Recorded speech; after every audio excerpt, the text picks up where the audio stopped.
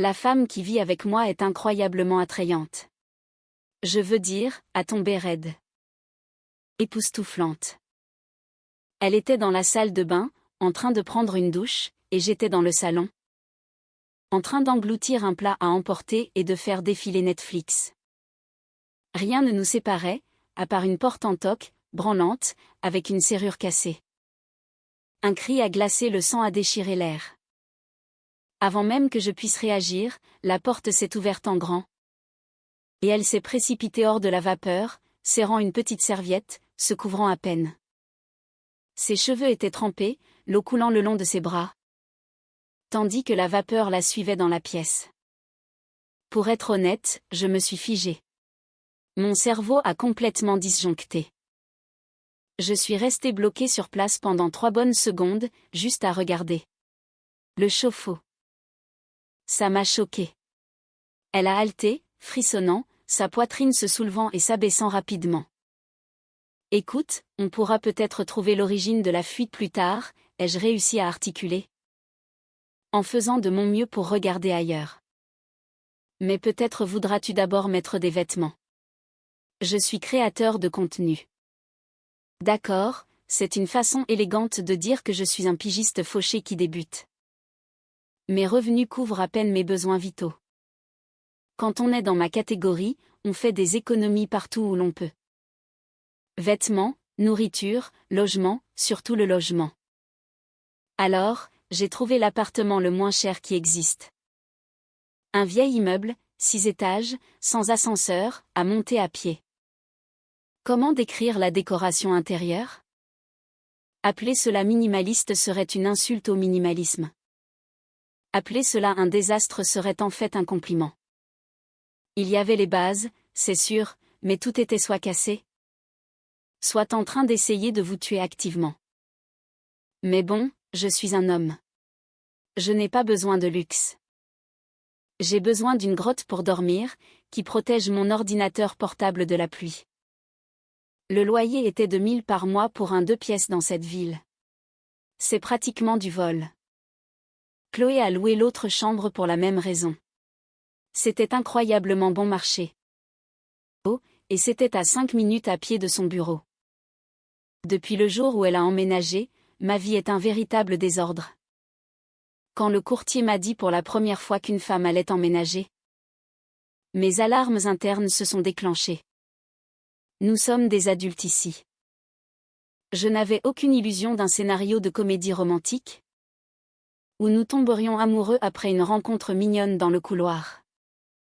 Ce genre de choses n'arrive pas dans la vraie vie. Une colocataire, c'était des ennuis. C'était zéro intimité. C'était devoir gérer le drame de quelqu'un d'autre. Alors, pourquoi ai-je accepté? 2 messages textuels. D'abord, la notification Venmo du courtier. Il m'a envoyé 500, me disant que le loyer était désormais divisé à 50-50. Ensuite, une photo que le courtier m'a envoyée. Une photo de Chloé. Oui, elle était canon. Vraiment magnifique. J'ai essayé de résister. Je l'ai vraiment fait pendant environ une nanoseconde, mais mon cerveau reptilien a gagné. Avoir une belle colocataire autour de soi ne pouvait pas être si mal, n'est-ce pas? Le jour de l'emménagement, j'ai essayé d'être un gentleman, et j'ai proposé de prendre ses sacs. Je prends ta valise. Tu t'es lavé les mains? Ma main s'est figée en l'air, comme un voleur pris en flagrant délit, tendant la main vers le portefeuille d'un flic. Je ne savais pas si je devais saisir la poignée ou me retirer. Je me suis maladroitement écartée, regardant cette petite fille traîner une énorme valise dans les escaliers. J'ai oublié de me présenter. Elle n'a pas pris la peine de se présenter non plus. Elle est entrée et a immédiatement froncé les sourcils. Je savais ce qui l'énervait. L'appartement sentait le pourri et les rêves brisés. Il m'a fallu 1 mois pour m'y habituer. Tu as une clé?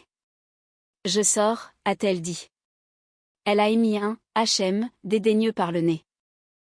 Je n'avais pas l'énergie de gérer son attitude, alors je suis simplement sortie. Je suis allée boire une bière avec un ami, et je ne suis rentrée qu'après 22 heures. Quand je suis entrée en titubant dans ma chambre, je me suis figée. C'est ma sacrée chambre?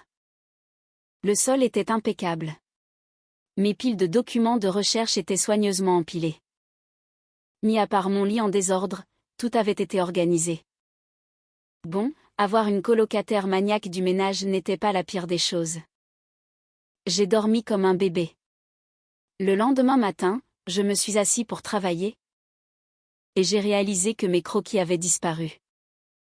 Pire encore, ma clé USB, ma raison de vivre, toutes mes archives de carrière, avaient disparu. Et, Chloé, tu as nettoyé ma chambre hier? De rien, marmonna-t-elle, une brosse à dents pendant de sa bouche, regardant le sol. Je ne te remerciais pas encore. Tu as vu des papiers sur mon bureau? Je les ai jetés.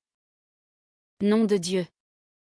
Je n'ai jamais vu quelqu'un violer l'intimité, et agir avec autant de suffisance à ce sujet. Mademoiselle, pourquoi ne m'as-tu pas demandé avant de jeter mes affaires? C'étaient des dessins de démons et de fantômes. Ça m'a fait flipper. Je suis un blogueur d'horreur occulte. Je ne dessine pas d'arc-en-ciel. Je dessine des fantômes. Elle s'est retournée, essuyant le dentifrice de sa lèvre. Excuse-moi. D'accord, oublie les papiers. Tu as vu ma clé USB? Non. Tu étais la seule dans ma chambre hier.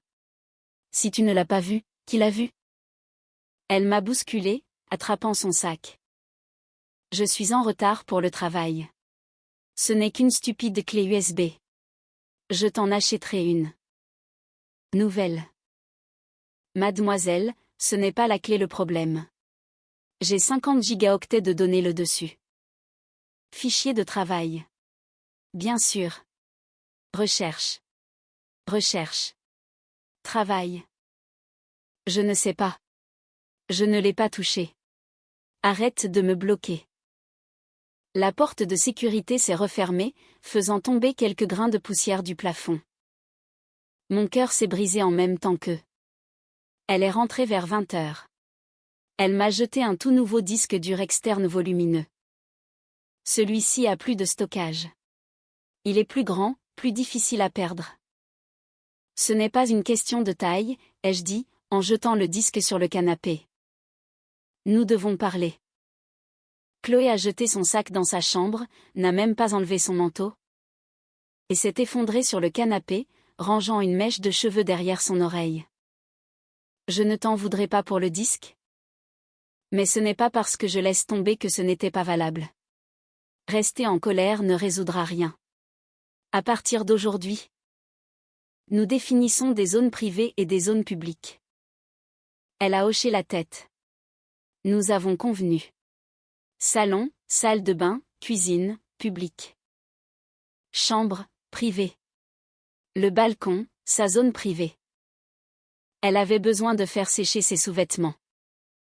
Et comme ma chambre était exposée au soleil, le balcon était techniquement attaché à mon côté. Mais elle avait besoin d'y accéder. Sa chambre était une grotte sombre où rien ne séchait. En échange, elle a accepté de couvrir les charges. Après avoir établi les règles de base, elle est entrée dans sa chambre et a commencé à sangloter bruyamment. Je suis restée devant sa porte, me frottant le nez, pensant, je ne l'ai même pas intimidée. N'est-ce pas? Ce n'est pas comme si j'utilisais beaucoup d'électricité de toute façon. Elle paie à peine plus. Le samedi matin, j'étais au milieu d'un rêve fantastique. BM. La porte de ma chambre s'est ouverte en grand. Je me suis redressée d'un bond, terrifiée, croisant le regard paniqué de Chloé. Madame, tu pourrais frapper d'abord? J'ai frappé. J'ai regardé la bosse que la poignée avait faite dans le plâtre, puis elle. Les équipes du SWAT ne frappent pas si fort. Pourquoi n'as-tu pas fermé la porte à clé? Regarde ce truc en toc. Est-ce que ça a l'air de se fermer à clé? Elle a agité la main, agissant comme si c'était elle qui me pardonnait. Peu importe. J'avais juste besoin d'emprunter 2 cintres. J'ai fait la lessive et j'ai oublié d'en acheter. Serre-toi, ai-je marmonné, me recroquevillant en boule sous la couverture. Je ne suis pas vraiment prêt à me lever encore. Le coin de sa bouche s'est contracté en un sourire narquois, avant qu'elle ne le cache. Pourquoi me cachais-je sous la couverture? Pour une raison. Je ne sais pas pourquoi, mais moi, un homme adulte d'1,80 m. J'ai rougi comme une écolière. Joli boxeur Bob l'éponge. Elle a ri, attrapant 2 cintres. Mademoiselle, tu te tais jamais? Tu en veux une paire? Je t'en offrirai quelques-uns. Elle est sortie de la chambre en courant, c'est pas un peu chaotique. Je pouvais dire qu'elle n'était pas aussi calme qu'elle le prétendait. Les colocataires impliquent une période d'adaptation, n'est-ce pas? J'ai toujours pensé que cela signifiait apprendre les limites de l'autre. Tu restes de ton côté. Je reste du mien. Chloé n'a pas compris le message. Elle a trouvé la ligne, et a décidé de faire de la corde à sauter avec. Elle entrait toujours en force dans ma chambre. Une fois, je me brossais les dents, et elle s'est précipitée dans la salle de bain. À moitié endormie, s'est dépêchée d'entrer et s'est assise sur les toilettes. Quand elle a réalisé que j'étais là, elle a poussé un cri qui rivalisait avec une sirène de raid aérien. Je ne sais pas pourquoi elle criait. J'avais l'impression d'être la victime. De plus, la fille n'avait aucune compétence pratique. Aucune. Elle m'a demandé pourquoi ses vêtements n'étaient pas aussi propres que les miens. Il s'est avéré qu'elle n'utilisait pas de déterge. Elle jetait juste les vêtements dans la machine, et priait les dieux de la lessive. Elle a insisté pour cuisiner, et a failli incendier l'immeuble. Chaque fois, je finissais par soupirer, tout en lui apprenant à être un adulte. Le seul avantage était qu'elle apprenait vite. La deuxième fois qu'elle a cuisiné, elle a su qu'il ne fallait pas jeter de l'eau sur un feu de graisse. Elle a utilisé de la lessive à la place. Vivre avec Chloé, c'était comme adopter un chat qui vous détestait, belle, imprévisible. Parfois destructive, et pourtant, pour une raison que vous ne pouviez pas entièrement articuler. Vous continuiez à remplir la gamelle. L'incident du feu de lessive est devenu une sorte de tournant. Non pas parce que c'était romantique ou quoi que ce soit de stupide, mais parce qu'après que j'ai passé 20 minutes à expliquer la physique de base des feux de graisse, pendant qu'elle se tenait là, les bras croisés et le visage affichant un air où elle ne savait vraiment pas si elle devait être reconnaissante ou offensée, quelque chose a changé. Elle a cessé de prétendre qu'elle avait tout compris. Juste un peu. Juste assez. Le lendemain matin, j'ai trouvé un post-it sur la machine à café. Ne touche pas à ma tasse. La bleue. Tu vois? Je l'ai fixée pendant 5 bonnes secondes. Puis j'ai sorti un post-it à moi. J'utilise la bleue. Bienvenue dans l'appartement. Ton colocataire. Je l'ai collé juste en dessous du sien. Quand je suis rentrée de ma séance d'écriture de l'après-midi à la bibliothèque, il y avait une 3e note. Je vais te finir. J'ai ri pendant environ 30 secondes d'affilée, seule dans le salon, avec des nouilles à emporter qui refroidissaient dans ma main. C'était la première chose vraiment drôle qui m'était arrivée depuis des semaines. J'ai collé une 4e note sous la sienne, qui disait simplement « agressif ». Je respecte. La guerre des post-it a duré 11 jours. Voilà ce que personne ne vous dit à propos de vivre avec un étranger. Vous apprenez leur rythme avant d'apprendre leur personnalité. Je savais que Chloé rentrait chez elle entre 7h45 et 8h10 chaque soir de semaine. Je savais qu'elle prenait sa douche le soir, pas le matin. Je savais qu'elle mangeait debout, au-dessus de l'évier de la cuisine, quand elle pensait que personne ne regardait.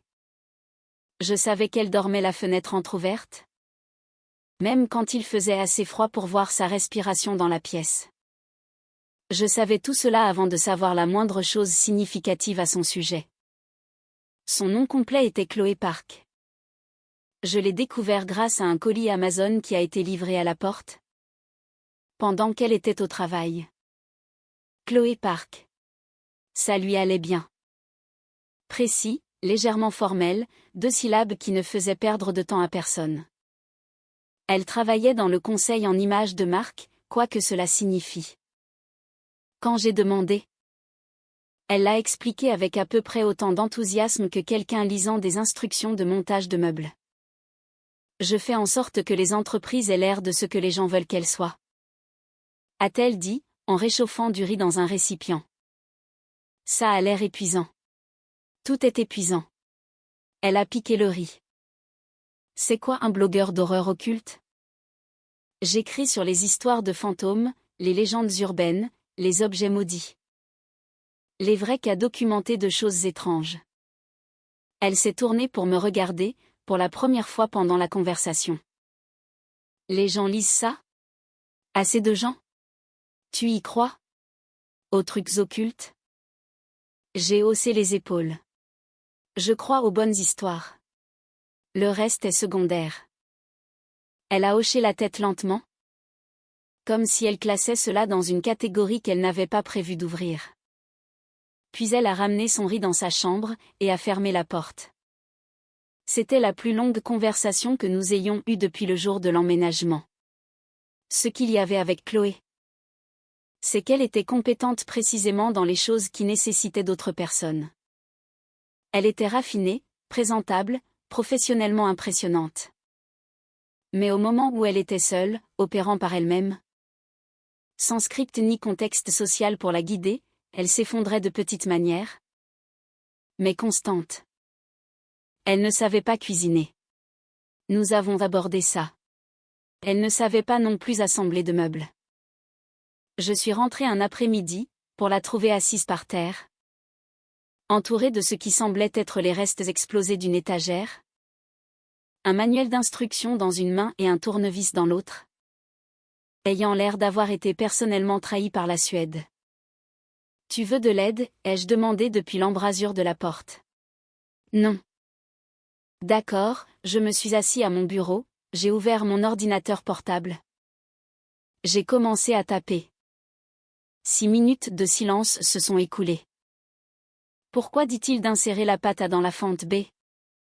Alors qu'il n'y a clairement pas de pâte à dans cette pile de bois? Parfois, il mélange l'emballage. C'est criminel. Oui, encore 4 minutes. D'accord, tu peux aider.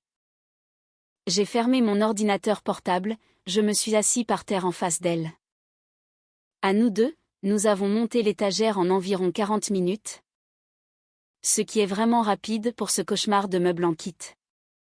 Quand nous avons eu fini, elle s'est levée, l'a regardé. Et a donné un seul hochement de tête sec. Merci. De rien. Elle a hésité, ce qui était inhabituel. Chloé n'hésitait pas.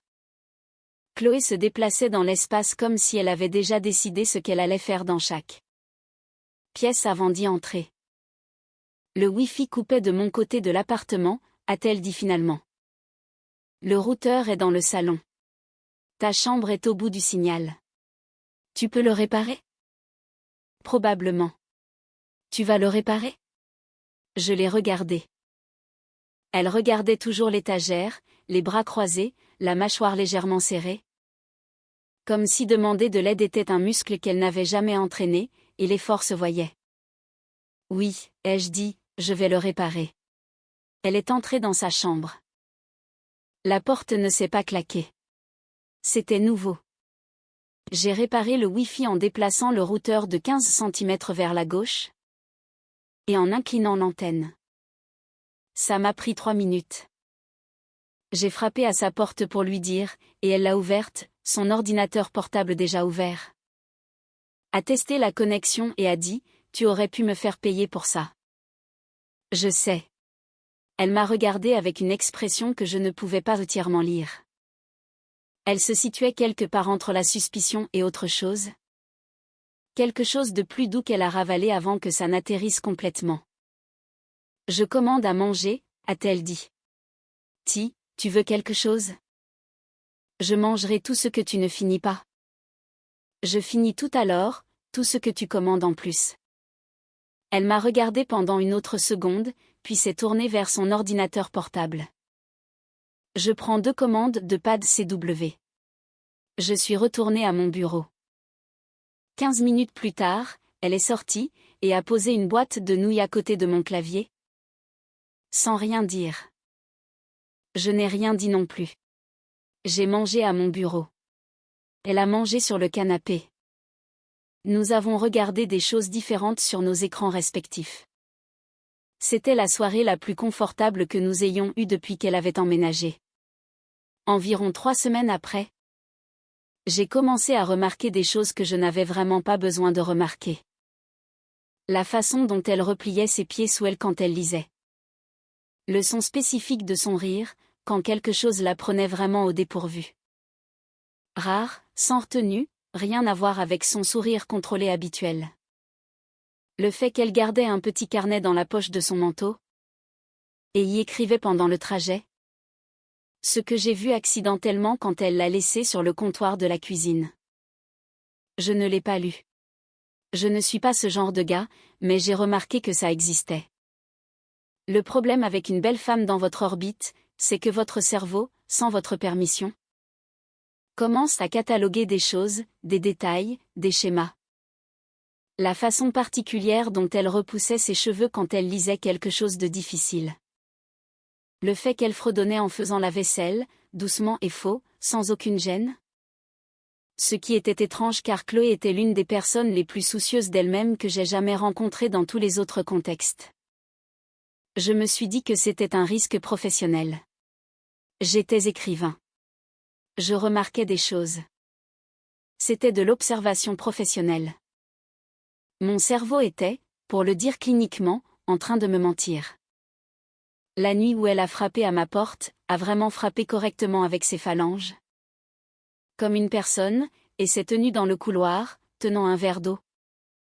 Et m'a demandé si j'avais des analgésiques parce qu'elle avait mal à la tête et qu'elle n'en avait plus. Je lui ai tendu 2 ibuprofènes et un verre d'eau de la cuisine, sans y penser. Elle a regardé le verre que je lui avais donné. J'ai déjà de l'eau. Celui-là est froid.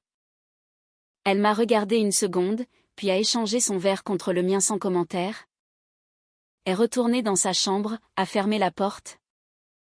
Et je suis restée dans la cuisine un peu plus longtemps que de raison. Regardant le verre qu'elle avait laissé derrière elle. J'étais en difficulté. Pas des ennuis de comédie romantique. Pas le genre mignon, doux et ciblé, où quelqu'un réalise qu'il tombe amoureux de son colocataire. Pendant que de la musique indépendante joue. De vrais ennuis. Le genre discret, gênant, logistiquement compliqué. Le genre où vous êtes assez conscient pour voir ce qui se passe. Mais assez stupide pour laisser les choses continuer malgré tout. Je suis retournée à mon bureau, j'ai ouvert mon document.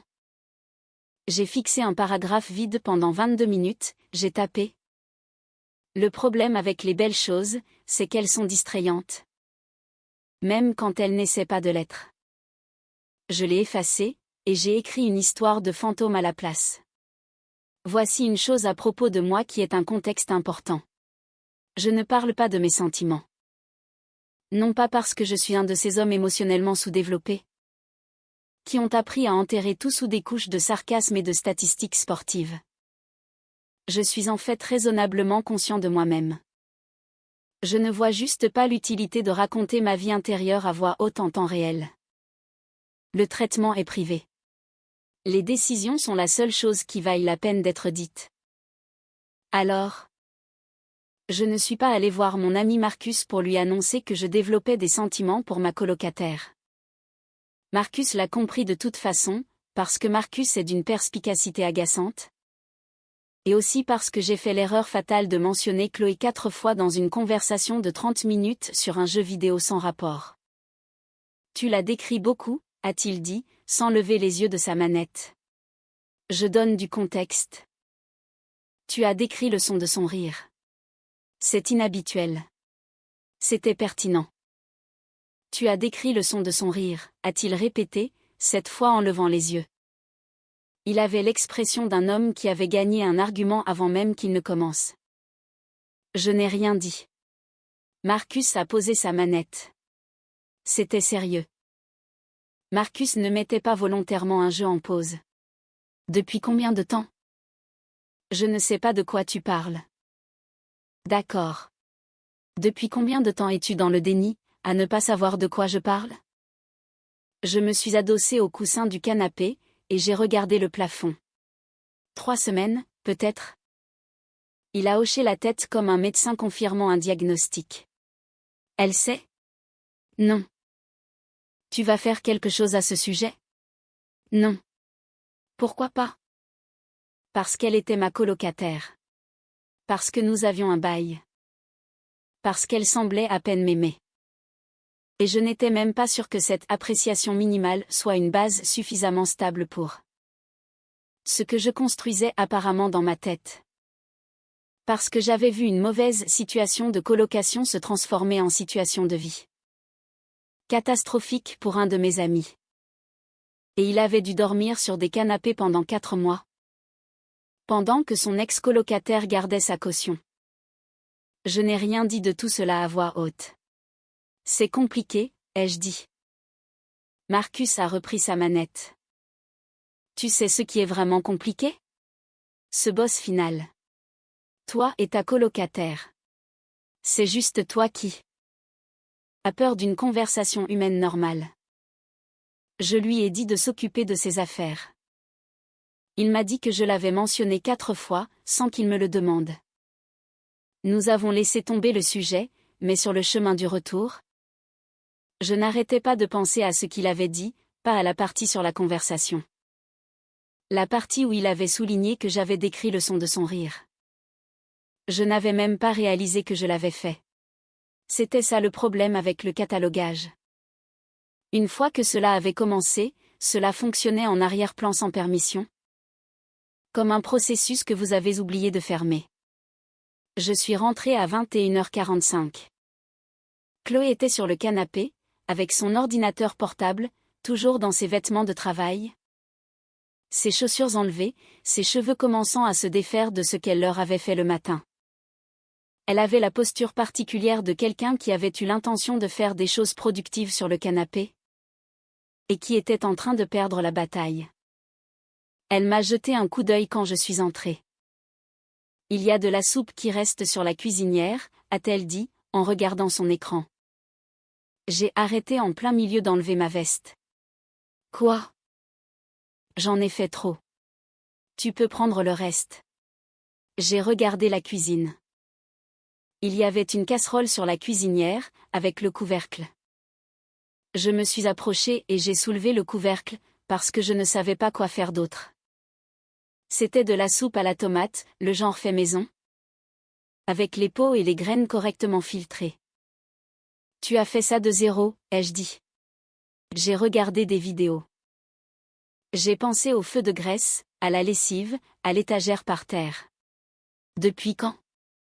Depuis que j'ai failli incendier l'immeuble. Une pause. Ne rends pas ça bizarre. J'ai pris un bol, je me suis assis au comptoir de la cuisine, j'ai mangé la soupe. C'était vraiment bon. Pas juste acceptable, vraiment bon. Correctement assaisonnée, la bonne texture, ni diluée, ni trop cuite. J'étais assis là, en la mangeant. Sentant quelque chose que je ne pouvais pas tout à fait catégoriser. Et fixant l'arrière de sa tête au-dessus du canapé. C'est bon, ai-je dit.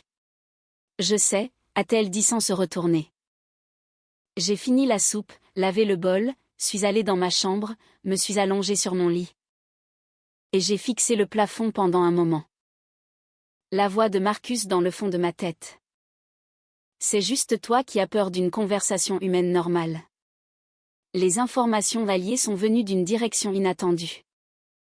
Elle s'appelait Dana, et elle est apparue à notre porte un mercredi soir. Avec une bouteille de vin et l'énergie de quelqu'un qui avait attendu des semaines pour mener une inspection. Chloé l'a laissée entrer, et Dana a traversé l'appartement. Effectuant ce que je ne peux décrire que comme un balayage de sécurité. Touchant des choses et émettant de petits bruits de jugement sous son souffle. C'est le colocataire, a dit Dana, en me regardant. C'est lui, a confirmé Chloé. Dana avait l'air de quelqu'un qui s'était déjà forgé plusieurs opinions qu'elle ne partageait pas. Encore. Dana, la meilleure amie de Chloé. Elle ne m'a presque rien dit sur toi, ce qui me dit tout. D'accord, ai-je dit. Elle s'est assise sur le canapé comme si elle y vivait. Ce que j'allais comprendre être son comportement par défaut partout. Chloé a ouvert le vin. J'ai tenté brièvement de me retirer dans ma chambre. Parce que j'ai interprété la situation comme une visite privée entre amis. Assieds-toi, a dit Dana sans me regarder. Je veux te poser des questions. J'ai regardé Chloé.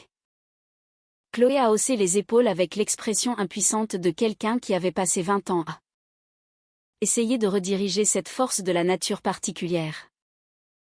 Je me suis assis. Dana m'a posé des questions. Ce que je faisais comme travail? Depuis combien de temps j'étais dans l'appartement avant que Chloé n'emménage? Si je me considérais comme une personne ordonnée?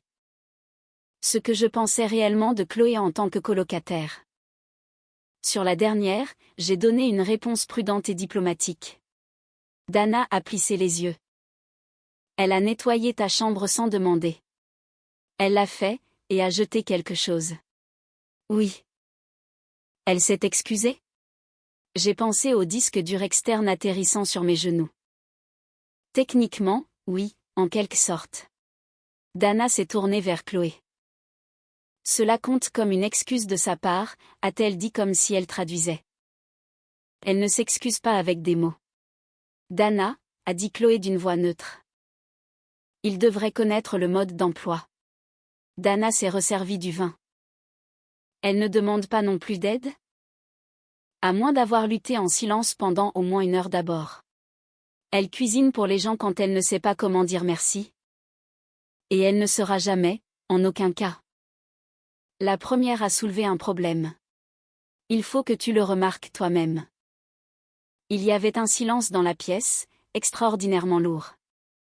Chloé fixait son verre de vin. Avec l'expression de quelqu'un qui avait cessé de pouvoir faire quoi que ce soit face à la situation. Il y a plusieurs minutes. Dana, je suis utile. Arrête d'être utile. Tu sais, je vais continuer à être utile.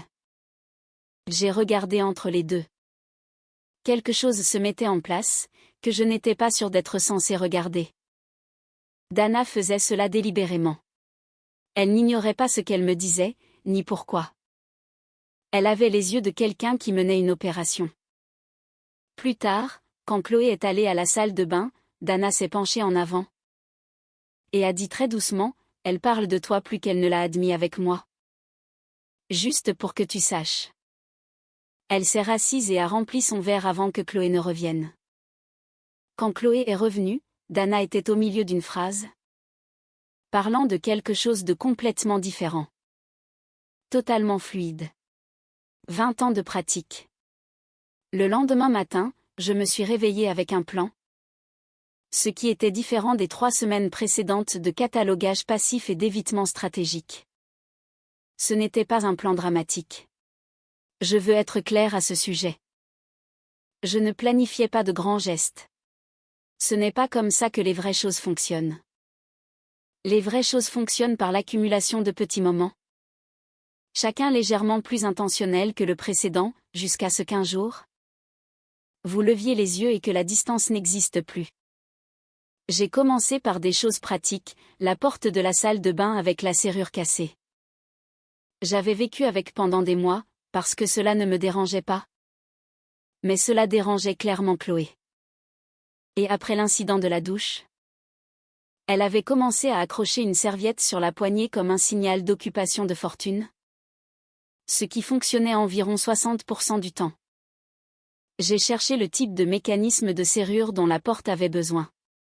J'ai commandé la pièce. J'ai passé 40 minutes un dimanche à le remplacer, pendant qu'elle était sortie. J'ai laissé la nouvelle clé sur le comptoir de la cuisine avec un post-it.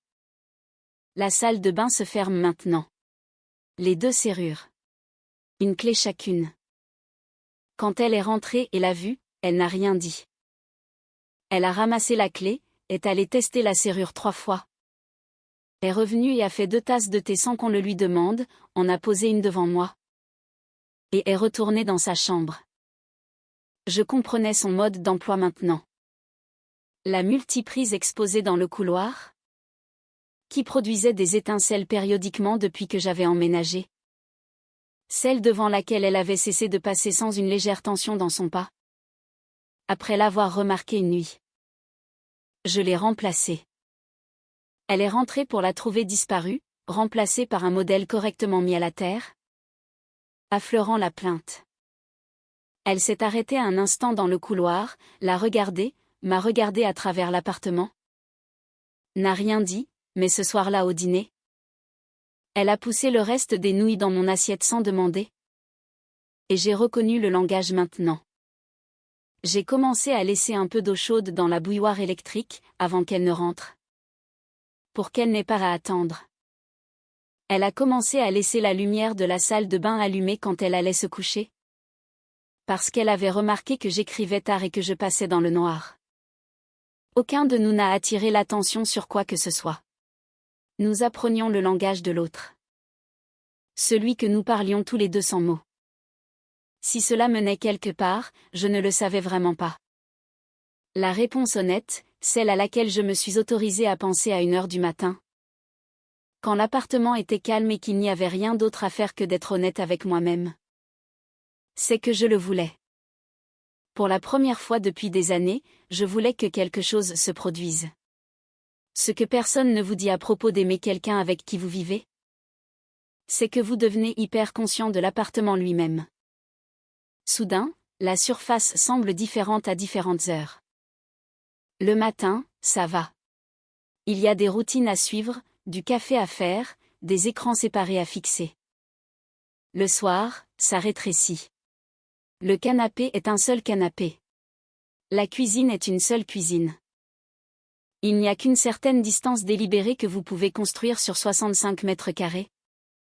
Avant que cela ne commence à ressembler à une performance.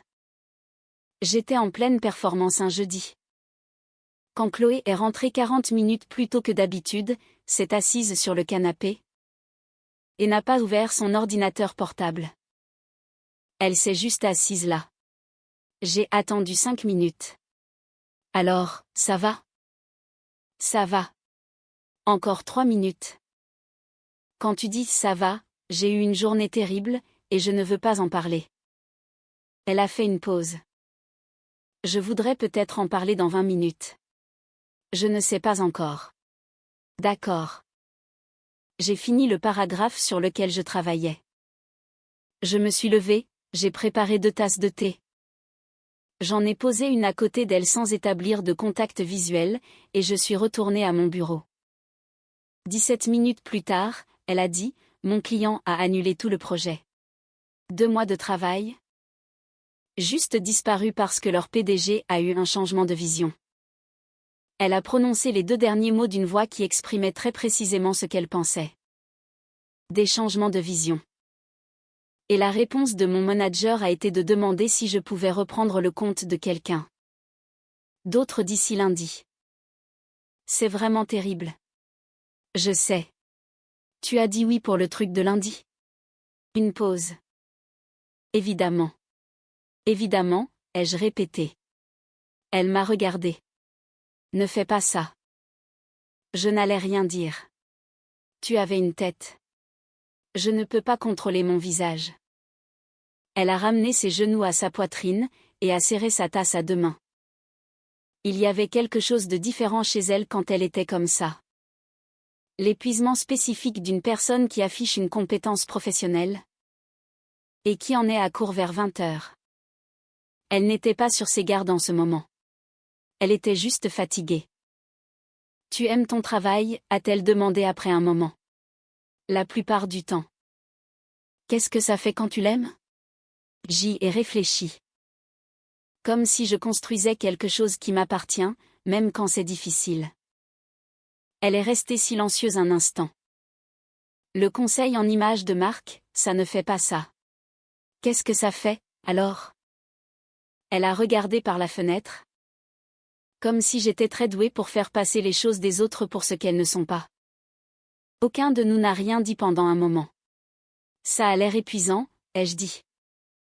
Tout est épuisant, a-t-elle dit. Même réponse qu'avant. Mais cette fois, elle a à moitié souri en le disant, à peine. Et s'était dirigée vers moi, comme si c'était une référence que seul moi comprendrais, ce que je fis.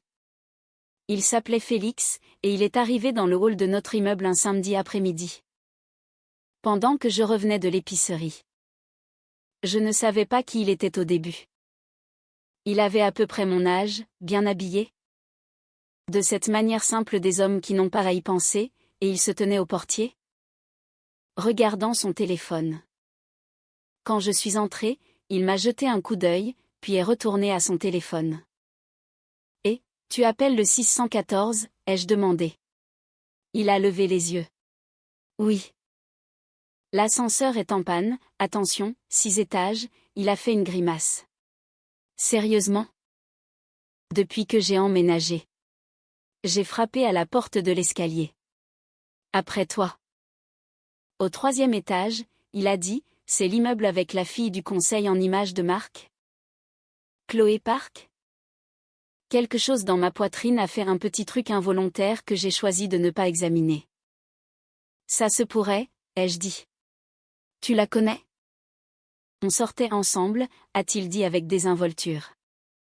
La façon dont on dit quelque chose qu'on a répété assez de fois pour que ça perde son poids. Il a pris contact la semaine dernière. Elle a dit qu'elle était libre aujourd'hui. D'accord. J'ai continué à monter. Le 614 est juste au bout du couloir, à gauche. Je suis entré dans l'appartement. Chloé était déjà à la porte, ce qui signifiait qu'elle nous avait entendus dans l'escalier. Elle portait le genre de tenue qui était techniquement décontractée, mais clairement intentionnelle. Et elle avait cette contenance particulière qu'elle affichait quand elle se montrait normale en compagnie. « Félix est juste derrière toi, » ai-je dit. « Je sais. » Elle a lissé le devant de sa chemise une fois, puis s'est arrêtée en plein milieu de le faire. Et a croisé les bras à la place. Je suis allée à mon bureau, et j'ai mis mes écouteurs, non pas pour écouter quoi que ce soit. Mais juste par principe. Ils sont restés dans le salon pendant 2 heures. J'ai entendu la conversation par fragments, des rires faciles. Les cadences de personnes qui avaient un passé commun. Le ton spécifique de 2 adultes naviguant dans leur relation. À un moment donné, elle a fait du café. Il a complimenté l'appartement. Quand il est parti, j'ai enlevé mes écouteurs. Et j'ai fait semblant d'être très absorbée par un article que je ne lisais pas. Chloé est restée un instant au milieu du salon. Puis elle est allée à la cuisine, a fait couler l'eau. Est restée devant l'évier plus longtemps qu'il ne faut pour faire quoi que ce soit à un évier. Ancien petit ami, ai-je dit. Parce que nous avions dépassé le point où ne pas demander était faire semblant. Il y a 4 ans, elle a fermé le robinet. Il est en ville pour un mois. Il a pensé venir dire bonjour. Il avait l'air sympa. Elle s'est retournée et s'est appuyée contre le comptoir. Il est sympa. Il a toujours été sympa. Une pause. N'y vois rien d'autre. Je n'interprète rien. Tu as une tête encore. Je ne peux vraiment pas contrôler mon visage, Chloé. Elle m'a regardé pendant une longue seconde, puis est allée dans sa chambre et a fermé la porte.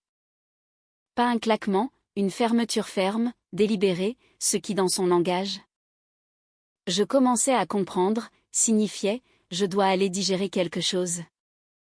Et je te dirai quand j'aurai fini. Je me suis assis à mon bureau, et j'ai fixé un document vide pendant un moment. Marcus m'a appelé cette nuit-là, ce qui était logique. Parce que Marcus avait une capacité surnaturelle à appeler exactement quand quelque chose se passait. Le truc Félix, ce n'est rien, ai-je dit en guise de salutation. C'est qui, Félix ? Laisse tomber. Il y a un Félix. Va-t'en, Marcus. C'est toi qui m'as appelé. Techniquement, c'est toi qui m'as appelé. De toute façon, c'est qui, Félix ? Je lui ai dit. Il a écouté sans m'interrompre, ce qui était inhabituel. D'accord, a-t-il dit quand j'ai eu fini. D'accord, quoi? Elle a annulé d'autres plans pour être à la maison quand il venait. Ils se sont rencontrés à l'appartement. Parce qu'elle vit ici. Elle lui a fait du café. Les gens font du café. Elle t'a fait de la soupe, a dit Marcus. De zéro. Elle a regardé des vidéos pour apprendre comment. Je suis restée avec ça un instant. Tu interprètes des choses, ai-je dit. Je lis ce que tu m'as dit. Que signifie faire de la soupe de zéro pour quelqu'un? Dans son langage? Je n'ai pas répondu, parce que nous savions tous les deux que je connaissais la réponse. Félix est revenu le mardi. Je le sais, parce que Chloé l'a mentionné mardi matin, de cette manière désinvolte et prudente. Typique des gens qui mentionnent des choses auxquelles ils pensent plus qu'ils ne veulent l'admettre. Il organisait un vernissage de galerie à proximité. Est-ce que je connaissais cette zone? Les correspondances étaient-elles bonnes? Je lui ai donné les indications de transport. Elle m'a remercié. Nous avons pris le petit déjeuner séparément. J'ai passé tout le mardi à ne pas y penser. Je n'ai pas du tout réussi. Dana m'a envoyé un message à 14 heures, ce qui était l'autre chose qui s'est passée.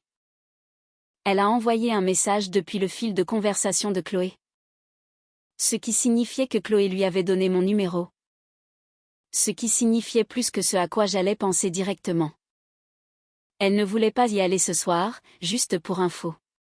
J'ai fixé le message. Alors, pourquoi y va-t-elle, ai-je tapé en retour. Parce qu'elle ne sait pas qu'elle a une raison de ne pas y aller. J'ai passé environ 4 secondes à traiter cette phrase. Puis j'ai fait quelque chose que je n'avais jamais fait auparavant. Et dont je ne pouvais pas entièrement expliquer la logique en temps réel. Je me suis levée de mon bureau en fin d'après-midi, j'ai pris ma veste. Et je suis allée à l'épicerie du coin, à 2 pâtés de maison. J'ai acheté le bon café, celui dans le petit sac qui coûte 3 fois le prix du café ordinaire.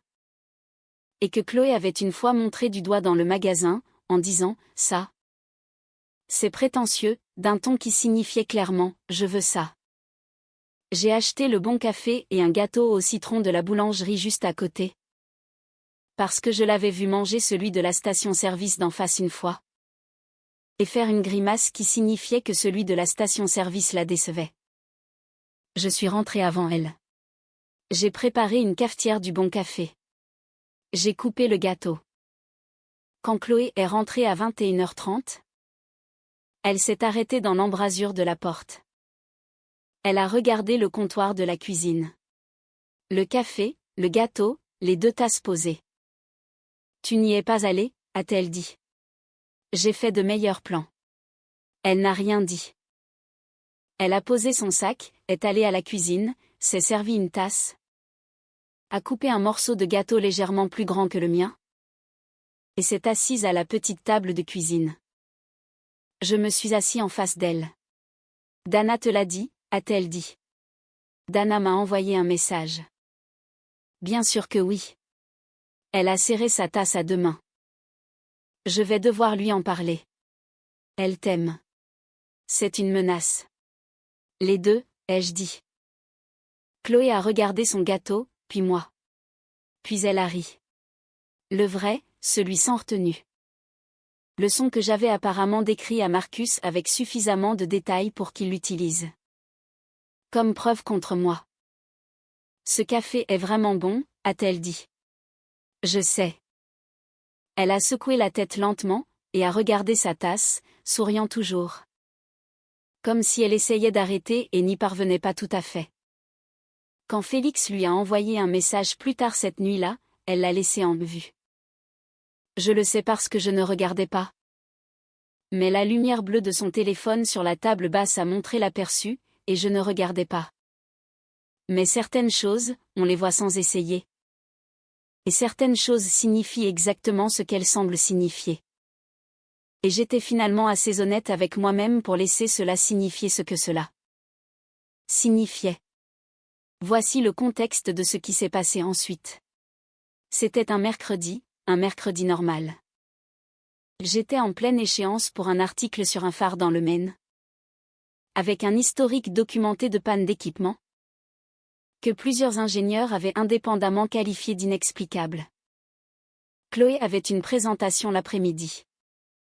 Nous avions pris le café ensemble le matin, ce qui était devenu une habitude, sans que l'un de nous deux ne l'ait officiellement institutionnalisé. La façon dont toutes les vraies choses entre nous s'étaient développées par la répétition, et la décision mutuelle de continuer à être présent. Elle est partie à 8h15, a dit qu'elle serait probablement rentrée tard. J'ai dit, d'accord, bonne chance pour la présentation. Elle a dit qu'elle n'avait pas besoin de chance. Elle était préparée. J'ai dit, je sais. Bonne chance quand même. Elle a failli sourire. La porte s'est fermée. Un mercredi normal. Ce qui l'a rendu anormal, c'était la fuite. À 14h, l'eau a commencé à couler du plafond de la salle de bain. Pas de façon spectaculaire. Pas de tuyaux éclatés, pas d'inondation. Juste un goutte-à-goutte lent et persistant d'une fissure dans le plâtre au-dessus de la douche. Ce qui signifiait que l'unité du dessus avait développé un problème qui devenait mon problème. J'ai mis un seau en dessous, j'ai appelé l'entretien de l'immeuble. L'entretien a dit qu'il passerait en fin de journée. La fin de journée est arrivée. L'entretien n'est pas venu. À 18h, le goutte-à-goutte était devenu 2 gouttes. À 19h, j'étais passé d'un seau à un saladier. La fissure dans le plâtre s'étendait. J'ai rappelé l'entretien. Messagerie vocale. J'étais en train de photographier les dégâts pour un email de plainte. Quand la porte d'entrée s'est ouverte, et Chloé est entrée. Toujours dans ses vêtements de présentation. Ayant l'air de quelqu'un qui venait de réussir une performance de 3 heures. Et qui était discrètement à bout de force. Comment ça s'est passé, ai-je appelé depuis la salle de bain. Ils ont tout approuvé. Elle a laissé tomber son sac. Pourquoi y a-t-il un saladier dans la salle de bain? Fuite au plafond. L'entretien n'est pas venu. Elle est apparue dans l'embrasure de la salle de bain, a regardé le saladier. A regardé la fissure qui s'étendait, m'a regardé. Tu as mangé, a-t-elle dit. Pas depuis midi. Elle est allée à la cuisine. J'ai entendu les bruits de ses mouvements, le réfrigérateur s'ouvrant et se fermant. Le rythme particulier de quelqu'un qui connaissait maintenant les lieux dans cette cuisine. 25 minutes plus tard, elle est apparue avec 2 bols de quelque chose qui s'est avéré être à mi-chemin entre du riz frit et du congé. Pratique, fait avec ce qui était disponible. Exactement ce que vous voudriez après une longue journée. Nous avons mangé sur le canapé. Parce que la table de la cuisine avait des documents dessus que je n'avais pas déplacés. Le goutte-à-goutte de la salle de bain était audible, mais lointain. Dehors, la ville faisait ses bruits habituels. Il y a 11 semaines, j'aurais hurlé après cette fuite, a-t-elle dit. Tu as hurlé après le chauffe-eau. C'était différent. J'ai été pris au dépourvu. Elle a considéré cela. J'aurais appelé le gérant de l'immeuble 17 fois. Et j'aurais pleuré de frustration. Et maintenant je mange du mauvais riz. Et ça va. Le riz n'est pas mauvais. Le riz. C'est ce qu'il y avait dans le frigo. Ce n'est pas la même chose que mauvais. Elle m'a regardé une seconde, avec cette expression que j'avais eu 11 semaines pour apprendre. Celle où elle décidait si elle devait dire la vraie chose ou la chose la plus facile. Elle a dit la vraie chose. Tu rends les choses gérables. Je n'ai rien dit immédiatement. Elle a regardé son bol, ce qu'elle faisait quand elle avait dit quelque chose qui lui avait coûté. Je ne m'attendais pas à aimer vivre ici, a-t-elle dit plus doucement. Je m'attendais à ce que ce soit temporaire et pratique. Et quelque chose dont je passerai à autre chose quand je trouverai mieux. Et une pause. J'ai arrêté de chercher quelque chose de mieux vers la 4e semaine. Elle a ramassé son bol.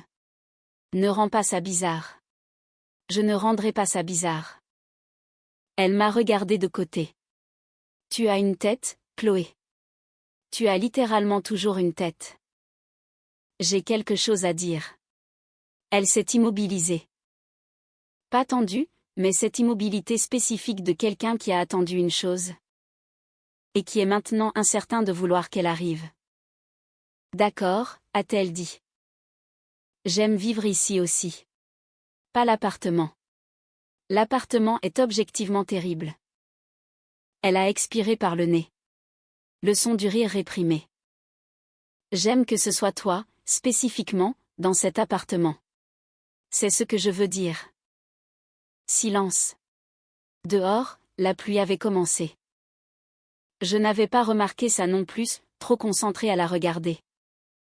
La fenêtre était entr'ouverte, comme elle la gardait toujours. Et on pouvait entendre le changement de son qui signifiait que la rue devenait mouillée. Dana t'a dit que je ne voulais pas y aller mardi, a dit Chloé. Par accusateur, juste pour arriver à une vision complète. Oui, et tu as acheté le bon café. Oui, parce que oui, ai-je dit. C'est pour ça. Elle a regardé par la fenêtre pendant un long moment. Son bol était toujours dans ses mains. La pluie entrait légèrement par l'espace. Comme toujours quand elle gardait la fenêtre entr'ouverte par temps de pluie. Et elle ne la fermait jamais.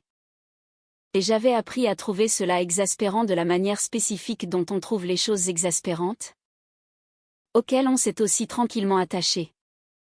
Je ne suis pas douée pour ça, a-t-elle dit. Je sais.